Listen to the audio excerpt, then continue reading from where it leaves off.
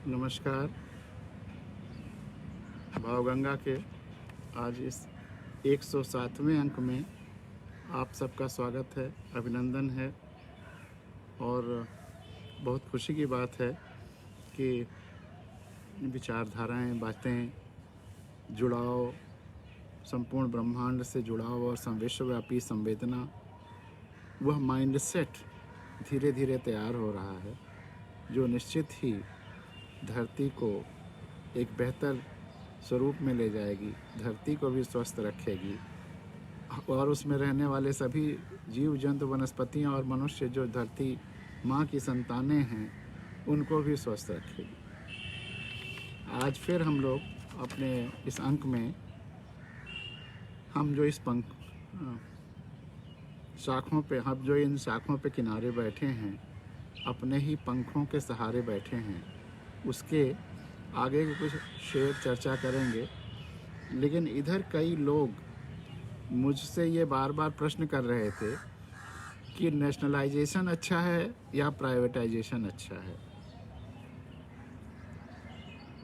Nationalisation versus privatisation का द्वंद्व बहुत सारे लोगों के मन में आ रहा है और उस संदर्भ में मेरी राय जानना चाहते हैं। तो कुछ चीज़ें मूलभूत समझ लेने की हैं और उसके बाद हम अलग अलग दोनों के स्वरूपों पर चर्चा कर सकते हैं। पहला, आशुतोष जी आ गए हैं। आपको नमस्कार आशुतोष जी, और सभी और श्रोताओं की तरफ से भी आपको नमस्कार और आपका सबको नमस्कार कम्युनिकेट करते हैं। तो आज हम लोग चर्चा कर रहे हैं प्राइवेटाइजेशन और नेशनलाइजेशन।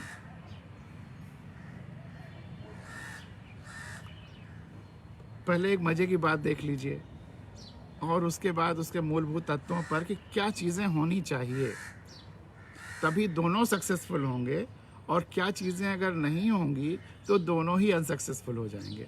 आप प्राइवेटाइज करके देख लीजिए और नेशनलाइज करके भी देख लीजिए। वह बेसिक कोर एलिमेंट्स क्या हैं वह भी जानने की ज़रूरत है। लेकिन इंटरेस्टिंग चीज़ देखिए, 69 से 71 के बीच इंदिरा गांधी की पॉपुलैरिटी जब कम हो रही थी तो उन्होंने नेशनलाइजेशन का दौर चलाया और 71 में थम्पिंग मेजॉरिटी से जीती।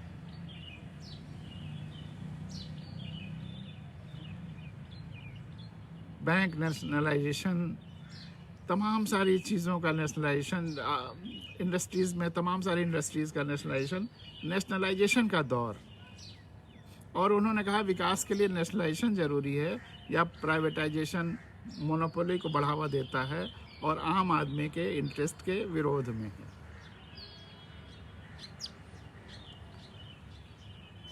बाद में स्थितियां कैसी कैसी आगे बढ़ती चली गई, बदलती चली गई कि 90 के आसपास नरसिम्हा राव प्राइवेटाइजेशन की शुरुआत करते हैं और इलेक्शन जीतते हैं।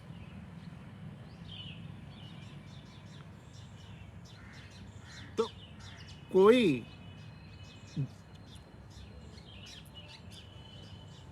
जीतता है इसी पब्लिक से, भारत की इसी जनता से, नेशनलाइजेशन के नाम पे, और कोई प्राइवेटाइजेशन के नाम पे। तो क्या अच्छा माना जाए? यह तो एक स्थिति है, बिगिनिंग पॉइंट समझ लीजिए।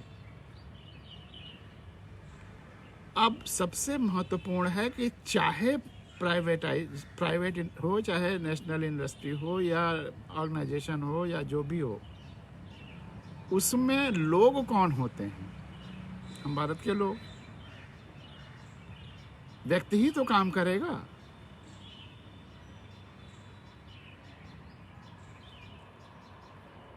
तो उस देश के व्यक्ति कैसे हैं, इस पर निर्भर करता है कि वहाँ प्राइवेट सफल होगा या गवर्नमेंट या नेशनल वो सफल होगा। व्यक्ति कैसा है और हमारे देश का व्यक्ति कैसा है, हमारे देश के व्यक्तियों का चरित्र कैसा है, खुलेआम अगर हमको अपनी बेहतरी के बारे में सोचना है तो खुलेआम इंट्रोस्पेक्शन करना पड़ेगा।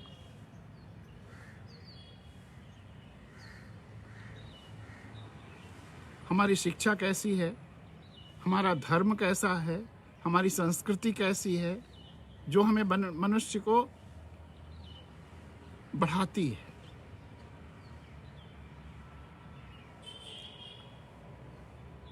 अगर हम कर्म और फल के सिद्धांत पर विश्वास नहीं करते तो हम में कोई चरित्र आ ही नहीं सकता। हम जैसा करेंगे उसका वैसा फल मिलेगा और मिलना चाहिए, और इसी जन्म में मिलना चाहिए। अगर हमारे कर्म का फल किसी और जन्म में मिलना है तो हम क्यों सोचेंगे उसके बारे में। मस्त रहेंगे, खूब कर्म करेंगे और सोचेंगे अगले जन्म में किसने देखा है। और या कितना भी पाप कर लें, मरने के पहले गंगा नहा लेंगे, सत्यनारायण की कथा कर लेंगे, किसी मंदिर में पूजा कर लेंगे, सारे कुकर्म माफ़ हो जाएंगे, तो फिर अगला जन्म भी बढ़िया रहेगा। अच्छे सब मतलब बैंक डिपॉजिट पुण्यों का ले करके जाएंगे। जहाँ इस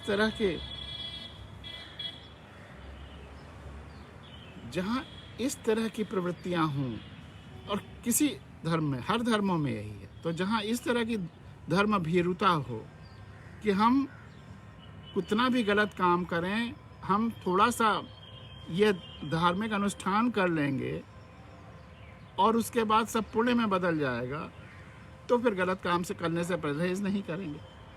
ऐसे लोग चाहे वो प्राइवेट में हो चाहे गवर्नमेंट में हो, दोनों जगहों के लिए नुकसानदेह हैं, और दोनों को अंत में धीरे धीरे क्षरण करते जाएंगे, वो प्राइवेटाइज्ड और या नेशनलाइज दोनों अंडरटेकिंग्स या ऑर्गेनाइजेशंस को। और अंत में, और उसके बाद फिर सबसे कन्वीनियंट हिंदुस्तान में दिवालिया घोषित कर लो प्राइवेट को। अगर ऑर्गेनाइजेशन है, बैंकों के लोन वगैरह हैं, वो भी लूट करके विदेशों में जा करके, इंडस्ट्री यहाँ खोलो, लूट करके विदेशों में अपना सब एम्पायर खड़ा करो। क्या क्या तमाशा है।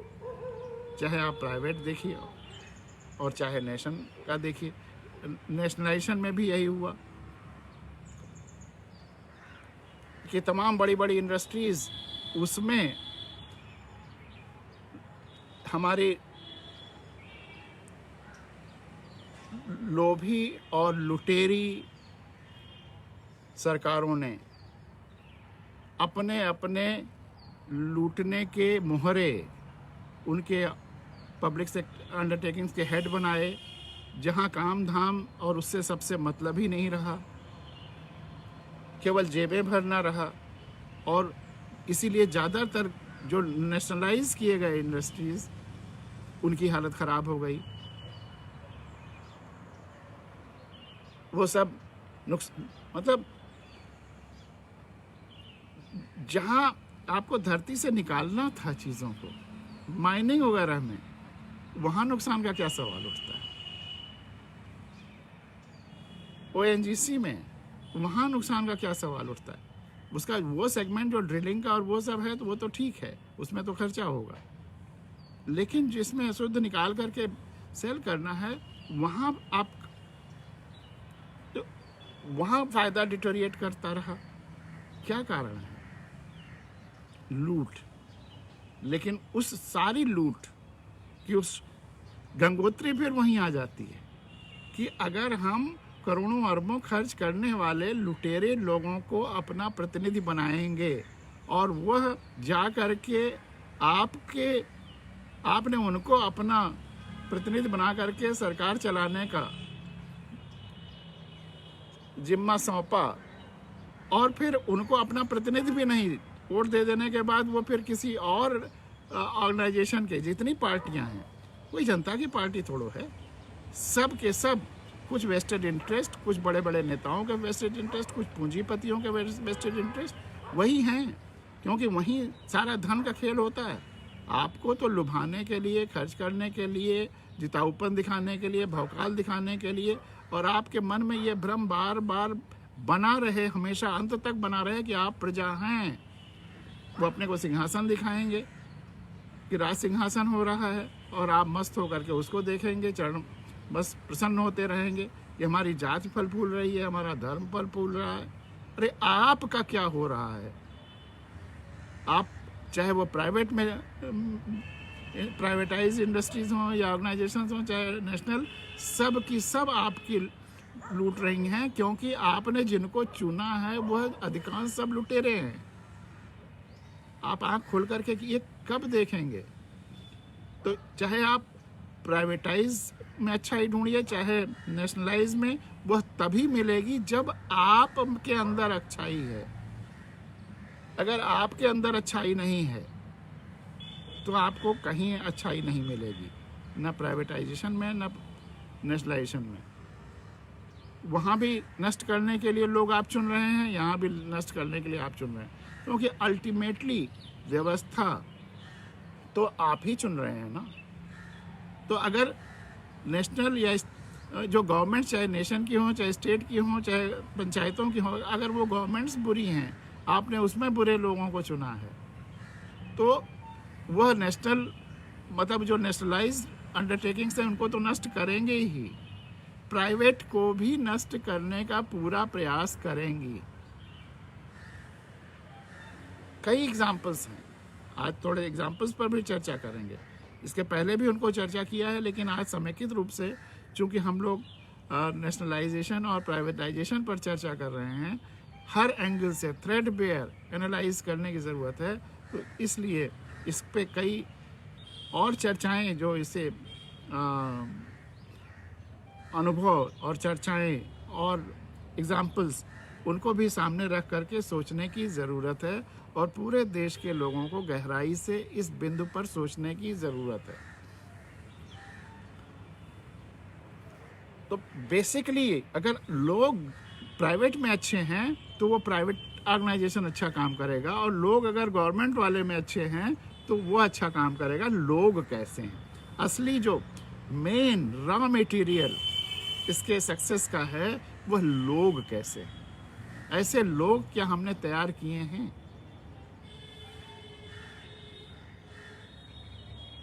मुझे आश्चर्य होता है कि बड़ी बड़ी national institutions, IITs, IIMs, IITs, national universities, यहाँ से जो लोग निकल रहे हैं, वह भी 99% लोग आंखों पर पट्टियां बांधे बैठे हैं।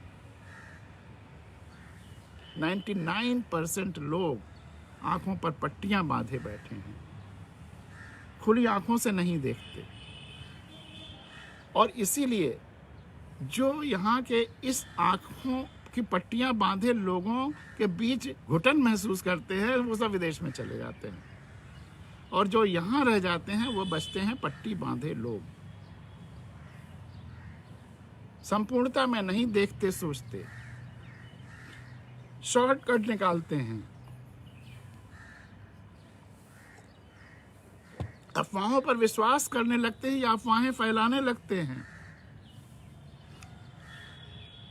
अफवाहों को फैलाने वाली इंडस्ट्री के हिस्से हो जाते हैं पढ़े लिखे लोग। कर्म और फल के सिद्धांत पर विश्वास नहीं करते कि अगर हम गलत काम करेंगे तो गलत फल मिलेगा, अच्छा काम करेंगे तो अच्छा फल मिलेगा। प्रकृति और धरती के बारे में नहीं सोचते। तो जब ऐसे लोग हैं तो गवर्नमेंट, चाहे इंडस्ट्री हो चाहे प्राइवेट, अधिकांश दोनों ही, या ऑर्गेनाइजेशन हो, दोनों ही में खतरा है। इधर से उधर आप लुढ़कते रहिए, स्विच करते रहिए, कभी नेशनलाइज करिए, कभी प्राइवेटाइज करिए। हिंदुस्तान इसके लिए भी, इस डायलेमा के लिए भी पूरी दुनिया में याद किया जाएगा। एयर इंडिया नेशनलाइज होता है, मैंने कहा ना, नेशनलाइजेशन का दौर इंदिरा गांधी चुनाव जीत जाती हैं नेशनलाइज करके। और आज एयर इंडिया को फिर प्राइवेटाइज किया जा रहा है और प्राइवेटाइज करने वाले चुनाव जीत रहे हैं। इतना विरोधाभास, इतना कॉन्ट्रडिक्शन दुनिया में कभी कहीं नहीं दिखाई दिया होगा। और इसीलिए कि यहाँ का व्यक्ति अच्छा नहीं है,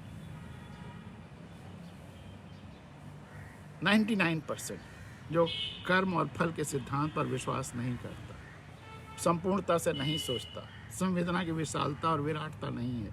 भले ही हम कितने धार्मिक हों, लेकिन यह धार्मिकता हमें बहुत बहुत बहुत सीमित करती जा रही है। वसुधैव कुटुंबकम और सर्वे भवन्तु सुखिनः, कितने लोग अपने रोजमर्रा के हर काम में इसको, इस टेस्ट पर, इस कसौटी पर खरा उतारते हैं अपने हर एक्शन को। तो ये हम कौन सी सनातन संस्कृति मान रहे हैं? तो एयर इंडिया का यह एग्जाम्पल मैंने आपके सामने रखा कि एक एयर इंडिया को नेशनलाइज करके एक सरकार सत्ता में रहती है, आती है और जीतती है, और एयर इंडिया को डीनेशनलाइज करके, प्राइवेटाइज करके एक सरकार जीतती है। तो क्या अच्छा है? प्राइवेटाइजेशन अच्छा है कि नेशनलाइजेशन अच्छा है? प्राइवेटाइजेशन और नेशनलाइजेशन के कुछ महत्वपूर्ण सूत्र हैं। ये तो रॉ मटेरियल का, पहले मैंने कहा कि दोनों तभी सक्सेसफुल होंगे जब वहाँ लोग अच्छे नहीं होंगे, और अगर वहाँ लोग अच्छे नहीं होंगे तो दोनों ही खराब हैं, दोनों ही क्षरण होता जाएगा, डिके होता जाएगा और समाप्त होना। तो पहला फर्स्ट एलिमेंट, लोग इस देश में कैसे हैं, हम कैसे लोग इस देश में तैयार कर रहे हैं। मुझे खुशी है कि यूपी टेक्निकल यूनिवर्सिटी का जो ह्यूमन वैल्यूज़ और एथिक्स का सिलेबस है वो बहुत अच्छा है। शायद उसको आत्मसात करके कुछ अच्छे इंजीनियर्स यहाँ पैदा हों। लेकिन IITs NITs में तो ऐसा कुछ नहीं दिख रहा है। IIMs, इसलिए IIT NIT IIM से पैदा हुआ कोई बच्चा इस देश की व्यवस्था सुधारने के लिए और इस देश के लोगों के जन जागरण के लिए, इवन संविधान के जन जन तक पहुंचाने के महायज्ञ के लिए भी कोई नहीं है तैयार। सब अपने सीमित दृष्टिकोण से, सीमित फायदे में, या कुछ IITs के बच्चे निकले थे शुरू में, लेकिन वो किसी न किसी ऐसी पार्टियों के झोले में चले गए जो बस वही संकीर्णता और निहित स्वार्थ या धर्म का अफीम पिलाने की कोशिश कर रहे हैं। मुझे आश्चर्य होता है। तो बात टाटा की आई तो JRD टाटा का एक इंटरव्यू मैंने सुना था, मैंने आपको पहले ही भी बताया है। उससे अच्छा इंटरव्यू मैंने आज तक किसी का नहीं सुना। और वो समय ये वीडियो और ये सब इस तरह के इंटरव्यूज़ का ज़माना नहीं था। ये वही 70s के आसपास का होगा उनका इंटरव्यू। वो पूछा पत्रकार ने, शायद इलस्ट्रेटेड वीकली में आया था या कहाँ आया, पत्रकार ने पूछा कि आपकी सफलता का क्या राज है? आपकी जो भी इंडस्ट्रीज़ हैं वो इतनी सफल रहती हैं, आप जहाँ भी काम करते हैं सफलता ही मिलती है, और आपकी सफलता का क्या राज है, क्या कारण है? तो उन्होंने कहा कि सफलता का दो ही कारण हैं, कोई मैन पावर को इम्पोर्टेंस देता हुआ। We select the best, we select the best, पहला। और इस बेस्ट में बेस्ट इंट्रिंसिक कैरेक्टर की क्वालिटीज और best education and capacity to learn. तो बेस्ट में हम दोनों लेते हैं, टेस्ट करते हैं कि उसका चरित्र कैसा है, और फिर वह कितना ठोस है वह चरित्र के मामले में, और फिर वह सीखने के लिए वह खुद कितना उसमें नॉलेज है और कितना सीखने के लिए तैयार है। इस दो के आधार पर हम सेलेक्ट करते हैं, वी सेलेक्ट द बेस्ट। और दूसरा,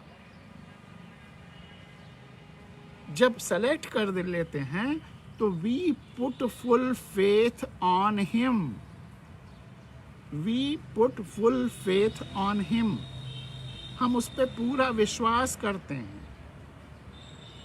अब ये कहने में तो बहुत छोटी बात लगी कि बहुत पूरा विश्वास करते हैं। इस विश्वास की संस्कृति और अविश्वास की संस्कृति में कितना अंतर है, इसको गहराई से सोचिए। और यहाँ भी प्राइवेट और पब्लिक में कुछ अंतर आपको स्पष्ट होगा। अगर हमने सेलेक्ट कर लिया तो जहाँ भी उसको काम दिया तो वह अपने काम का पूरा जिम्मेदार है, पूरा फैसला वो करेगा। अधिक से अधिक एक लेवल ऊपर जाकर के डिस्कस कर ले अपने बॉस से, जो भी नेक्स्ट हायर है, लेकिन उसको पूरा, एक तो पूरा वो डिसीजन मेकिंग का अथॉरिटी रखेगा अपने लेवल पे, और दूसरा वह सही काम कर रहा है कि नहीं, उसके लिए एक चेन ऑफ विजिलेंस अथॉरिटीज़ की ज़रूरत नहीं पड़ेगी कि कोई उसको देख रहा है कि कैसा काम कर रहा है, फिर उसके देखने वाले को कोई देख रहा है, विजिलेंस, फिर सुपर विजिलेंस, फिर विजिलेंस के ऊपर विजिलेंस। तो ये जो एक आदमी के लिए उसको ठीक से काम कर रहा है कि नहीं, उसके लिए हम 10 आदमी और रखते हैं, वह सारा खर्चा हमारा बच जाता है, मोस्ट इकोनॉमिकल हो जाता है हमारा। भले ही हम इसको ज़्यादा देते हैं, क्योंकि हम कम लोगों को देंगे तो ज़्यादा रिक्रूट करेंगे तो ज़्यादा सैलरी दे पाएंगे, लेकिन फिर उसके ऊपर हमें चेंज नहीं लगाने होंगे, ऊपर कई लेवल के विजिलेंस और सुपरविजन के लिए। दूसरा, गवर्नमेंट में फैसले कई बार तो फाइलें एक लेवल पर नहीं, 8-8, 10-10 लेवल पर जाती हैं और फिर आती हैं। कितना डिले होता है, कितने उसमें भ्रम फैलते हैं। अगर अच्छी व्यवस्था है तो फाइल, जो बेस्ट मैनेजमेंट के सूत्र हैं वो ये, फाइल 2 से ज़्यादा लेवल पे नहीं जाना चाहिए, 2 लेवल पर हो जाना चाहिए decide, at the most 3, at the most rare cases में, नहीं 2 लेवल पे सारे डिसीजंस हो जाने चाहिए। गवर्नमेंट में छोटी छोटी चीज़ों के लिए 5-5, 6-6 लेवल पे फाइलें जाती हैं। ये क्या व्यवस्था है, वो कैसे सक्सेसफुल हो सकती है ऐसी व्यवस्था, ऐसी अंडरटेकिंग्स? और इसीलिए डिले होगा। जब 10 या 6 लेवल पर फाइल जाएगी तो डिले तो होगा ही, और बिजनेस के लिए या अंडरटेकिंग के लिए या कोई भी काम करने के लिए क्विक डिसीजन नहीं होगा तो आप लॉसेस में चले जाएंगे। जहाँ चीज़ें फ्लेक्सिबल हैं, प्राइसेस बढ़ रहे हैं या डिफरेंट रिक्वायरमेंट्स अर्जेंट हैं, वहाँ जितना ही डिले होगा लोग आपको पूछेंगे नहीं। तो इसीलिए गवर्नमेंट, हमारे देश में कम से कम गवर्नमेंट सेक्टर्स में, नेशनलाइज सेक्टर्स में जो ये फाइलों का मूवमेंट 8-8, 10-10 लेवल तक चलता है, वो उसका मेन कारण है अविश्वास की संस्कृति। कोई किसी पर विश्वास नहीं कर रहा है, जबकि टाटा ने सबसे बड़ा सूत्र दिया कि I select the best and put full faith on them. तो अगर ये होगा तो बहुत अच्छा प्राइवेट इंडस्ट्री चलेगी, प्राइवेटाइज्ड इंडस्ट्रीज चलेंगी या प्राइवेटाइज्ड ऑर्गेनाइजेशन चलेंगे। लेकिन कितने टाटा हैं देश में?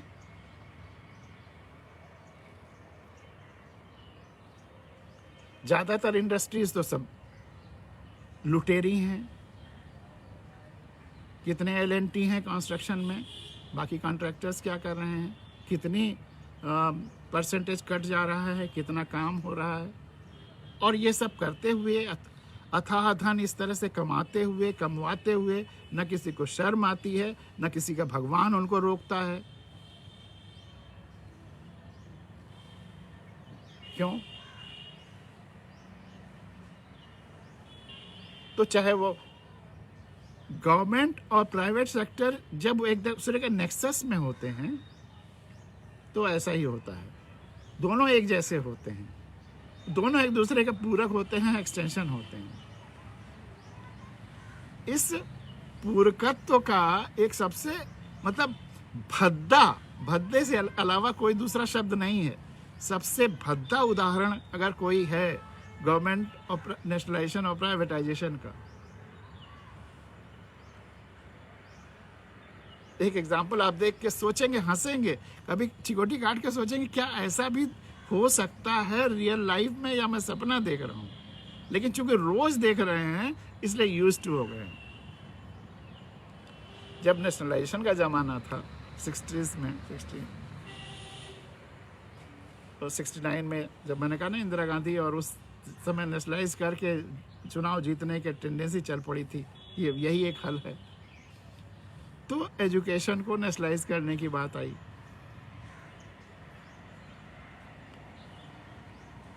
यूपी में, दूसरे प्रदेशों में भी यही होगा मैं नहीं जानता, यूपी में इंटर कॉलेज तक के सारे स्कूल्स नेशनलाइज कर दिए।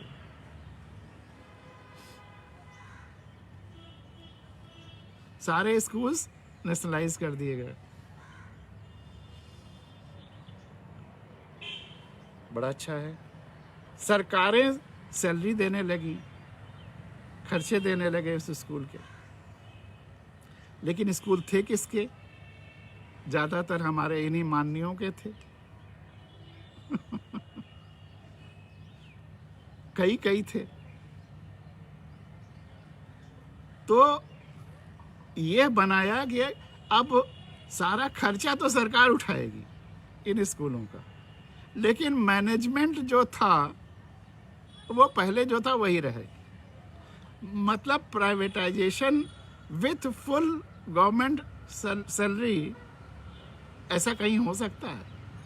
अरे अगर गवर्नमेंट सैलरी दे रही है तो मैनेजमेंट भी गवर्नमेंट का हो, लोकल लोगों को इन्वॉल्व रखना हो। मैं तो हमेशा कहता हूँ कि हर विद्यालय की एक मैनेजमेंट कमेटी बननी चाहिए, जिसमें उसके जितने एलुमनाई अच्छे हैं, निकले हुए हैं, अच्छी पोजीशंस पर हैं, उनको रखिए, अच्छे बच्चों को रखिए, उस एरिया के मैनेजमेंट में कुछ लोगों को रखिए, जो पढ़ रहे हैं बच्चे उनके पेरेंट्स को रखिए, वो एक मैनेजमेंट कमेटी बनाइए और वो डिसीजन ले। या उस स्कूल को जो डोनेशन दे रहा हो उसकी एक कमेटी बना लीजिए। मतलब इन सब की एक समेकित कमेटी बनाइए जो उस स्कूल के बारे में डायनेमिकली सोचे। लेकिन हमने मतलब लूट का अजीब तरीका कि सैलरी अब सरकार दे रही है, खर्चे सरकार दे रहे हैं और व्यवस्था मैनेजमेंट के हाथ में। तमाशा क्या हो रहा है? मतलब कितनी लिटिगेशंस। अब यूपी एजुकेशन सर्विस कमीशन बना, वहाँ टीचर्स का, चूँकि गवर्नमेंट का कॉलेज सैलरी गवर्नमेंट दे रही है तो रिक्रूटमेंट के लिए एजुकेशन सर्विस कमीशन है, वो एग्ज़ाम ले करके और इंटरव्यू ले करके बच्चे को करता है। अब उसके बाद मैनेजमेंट उनको ज्वाइन नहीं कराता, सैलरी सरकार दे रही है, मैनेजमेंट ज्वाइन नहीं कराता। इतनी अंधेर गर्दी दुनिया में कहीं नहीं हो सकती। उसका कारण क्या है कि अगर हम अपनी आंख पर पट्टी बांधे हुए हैं और ऐसे लोगों को चुनते हैं, मैंने कहा ना कि ये गंदा मटमैला पानी जो हमारे हैंडपंप के व्यवस्था के हैंडपंप में आ रहा है, ये आज का नहीं है, यह आज़ादी के बाद से ही शुरू हो गया था। हमने अपने को प्रजातंत्र कहना शुरू कर दिया था। तो हम प्रजा हैं तो भोगेंगे, हम चाहे प्राइवेट सेक्टर के अत्याचार को भी भोगेंगे, चाहे गवर्नमेंट सेक्टर के अत्याचार को भी भोगेंगे। हमें तो दोनों में भोगना है, क्योंकि हम अपने को प्रजा माने हुए, जबकि आप मालिक हैं, आप राजा हैं, लेकिन आप ही टैक्स देते हैं, लेकिन आपको भुगाया जा रहा है क्योंकि आपने आँख पे पट्टी बांध ली है। और जो आपको भुगाने वाले हैं वह सब इतने शातिर हैं, वो उनको धर्म वर्म का कोई मतलब नहीं है, उनको कर्मफल के सिद्धांत से कोई मतलब नहीं है, उनको कोई फर्क नहीं पड़ता कितने वो पाप करते हैं, क्योंकि वो मान चुके हैं कि एक बार गंगा का नाम ले लेंगे, नहा लेंगे, या एक पदकथा सुन लेंगे, सुना लेंगे, वो सब साफ हो जाएगा। आपको जागना होगा, विवेकानंद इसीलिए कहते थे कि मेरे देश के शेरों जागो, कब तक सोते रहोगे। तो चाहे प्राइवेटाइज हो चाहे नेशनलाइज हो, दोनों में तुम भोगोगे अगर नहीं जागोगे तो ये तो मैंने एक प्राइवेटाइजेशन। अब इसको क्या कहेंगे, जो गवर्नमेंट के ये यूपी के स्कूलों का हाल है, ये नेशनलाइज हैं कि प्राइवेटाइज्ड हैं? ये केवल लुटाइज्ड हैं, केवल लूटने के लिए हैं, केवल लूटने का फल भोगने के लिए हैं। इससे ऊपर उठना होगा। यह सब खत्म होगा जिस दिन आप जाग जाएंगे। कितने कितने वर्जन्स हैं लूटने के। यही टाटाज, यही जेआरडी का इंटरव्यू जिनका मैंने कहा कि सेलेक्ट द बेस्ट और then have full faith on them. Best को सेलेक्ट करिए चरित्र के रूप से, और उसके बाद शिक्षा के रूप से, और शिक्षा के प्रगति मतलब खुद हमेशा शिक्षा के लिए तैयार रहना, रेडी टू लर्न के रूप से, और उसके बाद पूरा विश्वास, ताकि यह अविश्वास की जो संस्कृति है जिसमें इतना टाइम भी खराब होता है, रिसोर्सेज भी खराब होते हैं, लोग भी खराब होते हैं, एक आदमी के पीछे 10 आदमी लगाना पड़ता है, ये सब खत्म हो जाए। उन्हीं जेआरडी टाटा या टाटा ग्रुप का मैंने ये भी किस्सा आपको सुनाया है, लेकिन ये गवर्नमेंट और पर्सनलाइजेशन और प्राइवेटाइजेशन में उसकी भी भूमिका है, इसलिए आज फिर उसको आपके सामने रिपीट कर रहा हूँ। बम्बई में पोस्टेड था प्रोफेशनल सर्कल में। टाटा ग्रुप का एक नया फर्म शुरू हुआ था। फर्म थी कि कंपनी थी, मैं नहीं कह सकता, अब याद नहीं है। TCS, Tata consultancy service. मैं उसमें प्रोफेशनल्स का ही असेसमेंट कर रहा था। मिस्टर भाटिया एक थे, वो आते थे मेरे पास। चूँकि लिटरेचर भी इंटरेस्ट था, लिखता पढ़ता भी था, और फिज़िक्स साइंस का भी था, तो उनको मेरे साथ आकर के अच्छा लगता था। खूब बातें भी होती थी। टाटा ग्रुप में क्योंकि उनके अकाउंट्स एकदम परफेक्ट, कहीं कोई गड़बड़ी नहीं, तो अच्छा भी लगता था वो अकाउंट देख करके भी, और जाहिर सी बात है कि कुछ उसमें फिर फर्दर इन्वेस्टिगेशन की ज़रूरत नहीं है, एक्सेप्ट ही होता था। तो यूँ ही बात होती रहती थी। तो मैं उस समय के सिनेरियो पर भी बात करता था कि जब इतना चारों तरफ इंडस्ट्रीज़ में डिटेरियोरेशन है, सरकारें इलेक्शंस में इतना खर्च करती हैं, और उसके लिए आप लोगों पे भी दबाव बनाती होंगे कि आप उनको दीजिए। तो कहें हाँ, पहले तो हम लोग उभर जाते थे, नहीं देते थे तब भी चल जाता था। अब बहुत पानी सर के ऊपर चला गया है। अब अगर हमें सस्टेन करना है, ज़िंदा रहना है हमारी ऑर्गेनाइजेशंस को, इंडस्ट्रीज़ को, तो हमें देना पड़ेगा। और अब तो बड़ा आसान हो गया, उसका बॉन्ड बना लिया, ये कर लिया, वो कर लिया। उस समय इतने इवोल्यूशन नहीं हुआ था भ्रष्टाचार का, तो उन्होंने कहा कि हमें कैश में देना पड़ता है। अब तो उसके कई रूप हैं और खुलेआम। और जब हमारी गंगोत्री व्यवस्था में इतना भ्रष्टाचार है, तो फिर देश की व्यवस्था कितनी सड़ गई होगी, वो बियॉन्ड इमेजिनेशन है। वो अगर आप सोचेंगे, और तब आपके मन में जब अंदर से एक इच्छा आएगी कि अब बचना है, तो ये करना पड़ेगा, हमें अच्छे व्यक्तियों को ढूंढ करके जिताना पड़ेगा, नहीं तो व्यवस्था और पता नहीं कितनी सड़ेगी। तो उन्होंने कहा कि मुझे कैश में देना पड़ता है। तो मैंने कहा आपके यहाँ तो कैश जनरेट ही नहीं होता, मैं तो अकाउंट्स खुद पर्सनली देख चुका हूँ, और अदरवाइज़ भी जब इतना सुनता पढ़ता रहा हूँ। तो उन्होंने कहा नहीं भाई साहब, हम लोगों को इसके लिए, हम ही ने उनसे पूछा हम कैसे दें, तो उन्होंने कहा ट्रस्ट बनाओ, सोसाइटीज़ बनाओ चैरिटेबल, और उसमें अपने फंड्स को ट्रांसफ़र करो, और उसमें बोगस खर्चे दिखाओ, और वो सब पैसा हमको दे दो। ये तरीके से वो पॉलिटिकल पार्टीज़ को उस समय हम लोगों ने जेन्युइनली संविधान की कथाओं के लिए, शिक्षा के लिए और स्वास्थ्य के लिए लोगों के ट्रस्ट बनाया, सर्व सेवा ट्रस्ट। पिछले ये 2006 में 14 साल हो गए, लेकिन 14 साल का उस ट्रस्ट का वनवासी रहा। शायद किसी साल कुछ पैसे मिल गए हों, नहीं 10, 40, 50, 60, 70, 1 लाख, 1 लाख से ज़्यादा तो शायद ही नहीं, कभी कोई साल शायद नहीं गया। बमुश्किल कोई नहीं देता, और देते हैं तो डायरेक्ट पूछने की हिम्मत एक आदमी ने कर लिया कि क्या आप कैश वापस कर देंगे 10%, 20% रख करके। ये हालत है हमारे चैरिटेबल इंस्टीट्यूशंस की, जो कि वही ये तो चैरिटी में, दान में भी इस तरह लूट अद्भुत है, मतलब बियॉन्ड इमेजिनेशन। तो ये तो टाटाज का भी इसी हिंदुस्तान के समाज में सरवाइव करने का एक एग्जाम्पल मैंने आपको दिया। सबसे बड़ी बात है, चाहे प्राइवेट सक्सेसफुल हो या गवर्नमेंट, ये जब तक हमारी आंखें खुली नहीं रहेंगी तब तक यह सब होता रहेगा। सबसे ज़्यादा ज़रूरी है कि प्राइवेट और गवर्नमेंट दोनों सही हो जाएंगे अगर हम भारत के लोग सही हो जाएं, हम अपने को मालिक समझने लगें, हम जिम्मेदार अपने को समझने लगें। सब कुछ तो हमारा है, वो गवर्नमेंट वाला भी हमारा है और प्राइवेट वाला भी हमारा है, दोनों के ओनर हम भारत के लोग हैं। लेकिन अगर हमारी आंखें बंद होंगी, उसमें जाति धर्म का और पता नहीं कौन कौन सा चश्मा होगा या पट्टियाँ होंगी, तो दोनों ही बर्बाद कर होंगे और दोनों को ही कोई रोक नहीं पाएगा।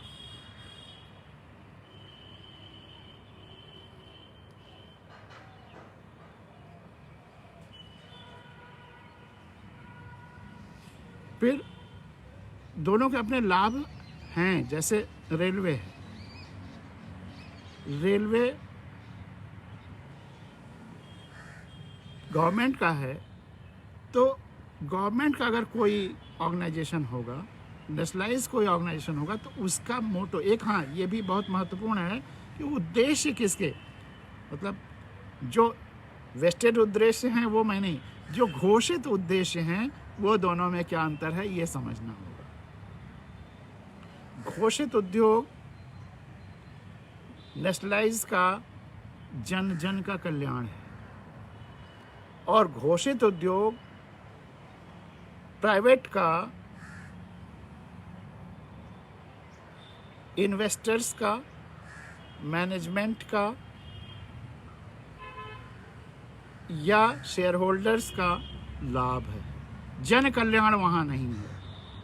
नेशनलाइज्ड का उद्देश्य जन कल्याण है, प्राइवेटाइज्ड का उद्देश्य उसके जो भी कंट्रोलिंग हैं, मालिक हैं, चाहे शेयर होल्डर्स हैं, चाहे पूंजीपति हैं, जो भी है उसका कल्याण, उसका लाभ। फर्क समझ लीजिए। तो जन कल्याण नेशनलाइज का है, इसीलिए रेलवे है, तो वो प्रॉफिट के लिए फिर काम उसे नहीं करना है, जन कल्याण के लिए। तो रिमोट एरियाज में जहाँ शायद बहुत कम पैसेंजर ट्रैफिक हो, वहाँ भी वो सड़कें भी, लाइनें बिछाएंगे, वहाँ वो ट्रेनें ले जाएंगे। लेकिन जब गवर्नमेंट प्राइवेटाइज हो जाएगी तो वो केवल उन्हीं रूट्स पे चलेंगे या चलाएंगे जहाँ फ़ायदा होगा, जो प्रॉफिटेबल होगा।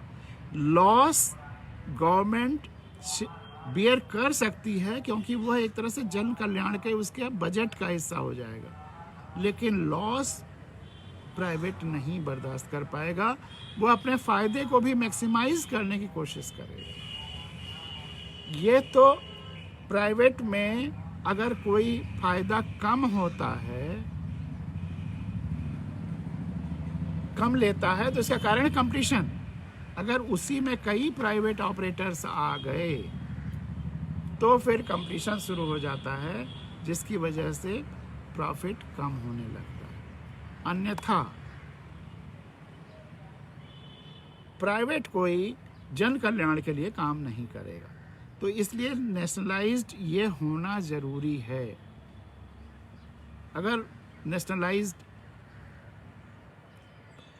ये जो जन सुविधाओं का सेक्टर अगर प्राइवेटाइज कर दिया गया तो फिर दूर दराज के क्षेत्रों में लोगों की कोई देखभाल करने वाला नहीं है। तो एक सबसे बड़ा ज़रूरत यह है कि गवर्नमेंट सेक्टर बचा रहे ऐसे एरियाज़ को कवर करने के लिए, कैटर करने के लिए। एक और महत्वपूर्ण अनुभव रूस का सुनिए। रूस जब विखंडित हुआ, आजकल जो रूस के हालात हैं उस पर चर्चा बहुत बाद में करेंगे किसी दिन, अभी और ऑब्ज़र्व करने की ज़रूरत है, आप भी ऑब्ज़र्व करते रहिए। रूस जब विखंडित हुआ, जब वहाँ हालत ये हो गई कि लोग डबल रोटियों के लिए तरसने लगे, लाइन लग गई और हज़ार हज़ार रूबल की एक एक डबल रोटी मिलने लगी, उस समय की रूस की अर्थव्यवस्था पर गौर करिए, स्टडी करिए उस समय की रूस की क्या अर्थव्यवस्था थी।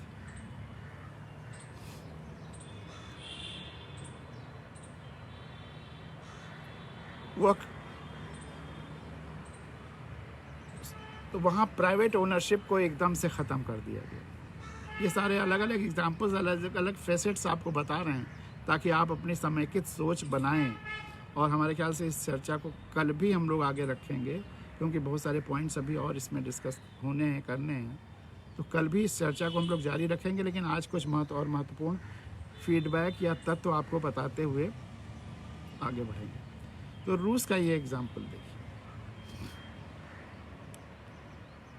जब रूस विखंडन जब हुआ था, जब वहाँ कम्युनिस्ट विचारधारा की सरकार बनी, तो ये हो गया कि अब प्राइवेट ओनरशिप नहीं होगा, सारा कुछ सबका होगा। तो वहाँ कम्युनिस्ट बने, सारी लैंड उन्हीं की हो गई, सारा श्रम हमारा भी उन्हीं का हो गया। अब प्राइवेट नाम की कोई चीज़ नहीं बची। हर व्यक्ति को, चाहे फैक्ट्री हो, चाहे खेती में अगर लैंड का है तो वहीं पे काम करना है। और वो सिद्धांत कि to each according to his need and from each according to his capacity. तो सबको उसमें मेहनत करना है और सबको उसकी ज़रूरत के हिसाब से मिल जाना है। परिवार है, बड़ा परिवार है ज़्यादा मिलेगा, छोटा परिवार है कम मिलेगा वगैरह। तो अपने मेहनत ज़्यादा करने की कोई इच्छा नहीं बची।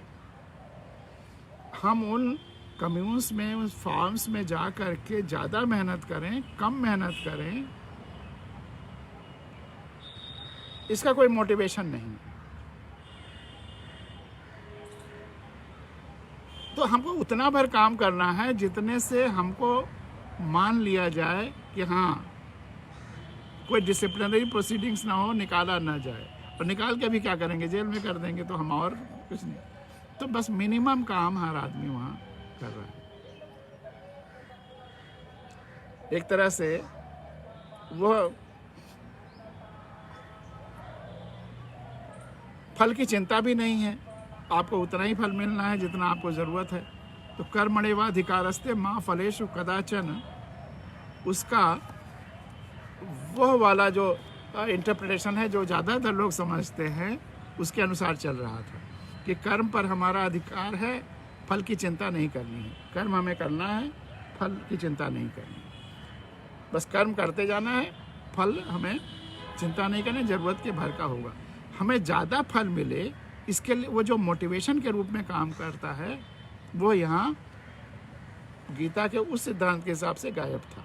लेकिन गीता का वो अर्थ ही गलत लिया गया। गीता का वो सिद्धांत है ही नहीं। गीता तो कहती है कि कर्मण्येवाधिकारस्ते मा फलेषु कदाचन, कर्म पर हमारा अधिकार है, फल पर हमारा अधिकार नहीं है। फल पर हमारा अधिकार नहीं है। अधिकार तो नहीं है, लेकिन उसकी चिंता, उसकी कल्पना, उसकी कामना, उसके अनुसार अपने कर्म में मॉडिफिकेशन, यह सब हमारे अधिकार में है। फल पर अधिकार नहीं है, लेकिन कर्म के माध्यम से फल को मॉडिफाई करने का हमारा अधिकार है। गीता को जितना गलत समझा है, उससे भी व्यवस्थाएं, उसकी वजह से भी व्यवस्थाएं गड़बड़ आई हिंदुस्तान में, विशेष रूप से। रसा का एग्जाम्पल वहाँ तो दूसरी बात थी। वो कम्युनिज्म की बेसिक फिलॉसफी में जो फ्लॉ है, धर्म, अर्थ, काम, मोक्ष, जो 4 पुरुषार्थ हैं सनातन संस्कृति के, उसमें, और धर्म का सबसे जुड़ाव, पूरे ब्रह्मांड से जुड़ाव, वो अर्थ है। ये अर्थ नहीं है जो लोग ले रहे हैं। उसके आधार पर यह व्यवस्था है ही नहीं, क्योंकि केवल अर्थ पर आधारित है, बाकी 3 गायब कर दिए गए हैं। मोक्ष, सबका कल्याण, वह गायब है वहाँ से। धर्म, सबसे जुड़ाव, वह गायब है। काम, सृजन और मनोरंजन के विविध आयाम, वो भी रिस्ट्रिक्शन है, वो उनका आनंद के आयाम वो गायब हैं।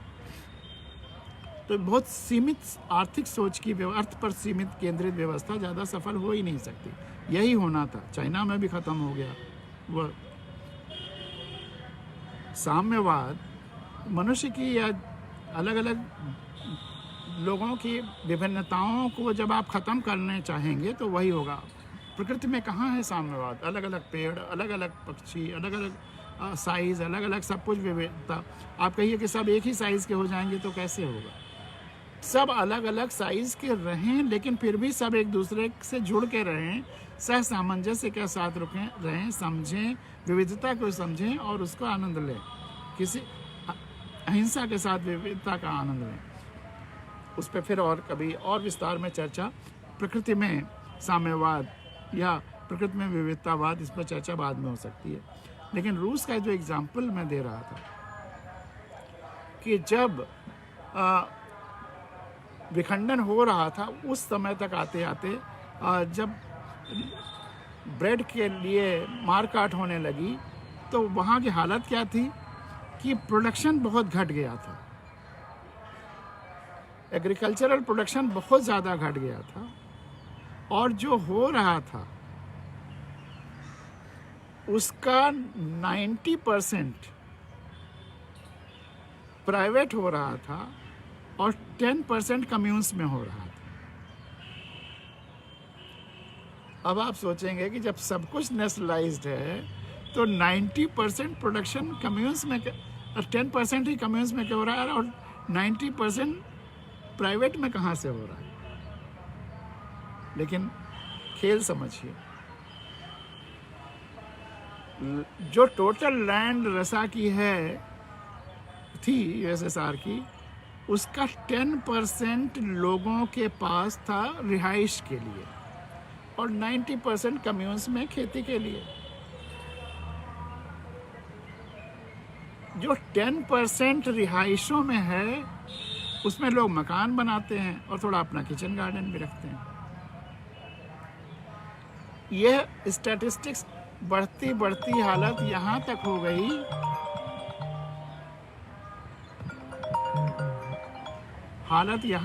गई कि जो वो 10% वाला किचन गार्डन है वहाँ प्रोडक्शन 90% हो रहा है टोटल प्रोडक्शन का, और जो कम्यून्स का 10% है, 90% एरिया है, उसमें केवल 10% टोटल प्रोडक्शन हो रहा है। यह विरोधाभास कैसे? इसके दो ही रीजंस हो सकते हैं। या तो लोग कम्यून्स में बिल्कुल ही मेहनत ना कर रहे हो, सारा अपना किचन गार्डन में मेहनत कर रहे हो, इसलिए वहाँ प्रोडक्शन हो ही नहीं रहा हो, यहीं हो रहा हो। या दूसरा जो ज़्यादा था कि अगर प्रोडक्शन तो वहाँ करते थे कम्यून्स में, लेकिन चोरी इतनी बढ़ गई, उसको चुरा करके ला करके अपने किचन गार्डन में दिखाते थे कि अपने व्यक्तिगत लाभ के लिए। तो एक बुरी व्यवस्था ने लोगों का चरित्र ही बिगाड़ दिया और इसलिए प्रोडक्शन, और वैसे भी वहाँ जहाँ प्रोडक्शन इतना पहले ज़्यादा था, कम होता चला गया कम्यून्स में कि वहाँ हर चीज़ की शॉर्टेज हो गई और उसके बाद ये दुर्दशा हुई। तो अगर लोग उस तरह के चरित्रवान नहीं हैं और व्यवस्थाएं संपूर्णता में नहीं सोचती तो ऐसे ही होता है। इसलिए सम्यक लोग, सही सोच वाले लोगों को पैदा करना, शिक्षा को अच्छा रखना, वो उसी से नेशनलाइज यूनिट्स भी ठीक रहेंगी और प्राइवेटाइज यूनिट्स भी ठीक रहेंगी। दोनों एक दूसरे के पूरक होना चाहिए। एक तो दोनों अल्टरनेटिव नहीं है कि यह या यह, दोनों ही की आवश्यकताएं हैं। कुछ चीज़ों में जो जहाँ ट्रेड है, कॉमर्स है, प्रोडक्शन है, जहाँ कंपटीशंस हो सकते हैं, वहाँ प्राइवेटाइजेशन भी चल जाएगा। लेकिन जहाँ जन कल्याण की बात है, जिन क्षेत्रों को प्राइवेट प्रॉफिट वाला कर ही नहीं सकता उसकी बात है, वहाँ नेशनलाइज जरूरी है। लेकिन नेशनलाइज में भी प्राइवेटाइजेशन के या वो गुण लाने होंगे कि multi layer file moving, multi layer decision making, ये सब खत्म होना होगा। और सबसे बड़ी बात कि गवर्नमेंट का जो सिलेक्शन है पब्लिक द्वारा, जो बेसिक है वह सुधारना होगा। तो जब तक हम भारत के लोग नहीं सुधरेंगे, हम अपने को देश का मालिक नहीं मानेंगे, अगर हम व्यवस्थाओं को आंख खोल करके नहीं चुनेंगे, करोड़ों अरबों खर्च करने वालों को जिताएंगे, न कि सेवा करने वालों को, तो इस देश में कोई सिस्टम नहीं काम कर सकता, चाहे वो प्राइवेटाइज्ड हो चाहे गवर्नमेंट हो। अभी ये आज की हम लोगों की private versus nationalised, privatise versus nationalise की कथा का भाग 1 हो पाया है। अगला भाग कल होगा। ये दोनों भाग बहुत महत्वपूर्ण हैं और अधिक से अधिक लोगों तक पहुंचाइए। यह जानकारी होनी चाहिए कि दोनों की कमान, चाहे प्राइवेटाइज्ड हो चाहे नेशनलाइज्ड, वह हम भारत के लोगों के हाथ में होना चाहिए। आज दोनों की कमान हमारे हाथ में नहीं है, जबकि मालिक हम ही हैं। तो हमें पहले अपने को सुधारना होगा, अपने चरित्र को सुधारना होगा, अपनी जानकारी को सुधारना होगा, अपने हौसले को, अपनी जिम्मेदारी को सुधारना होगा। हमें जिम्मेदार बनना होगा। इसी के साथ आज की भावगंगा का यह अंक, बहुत ही महत्वपूर्ण अंक, यहीं पर समाप्त होता है। अभी बहुत सारी बातें बाकी हैं, कल भी ज़रूर सुनिएगा और ढेर सारे लोगों को सुनाइएगा, बहुत ज़रूरी है। नमस्कार।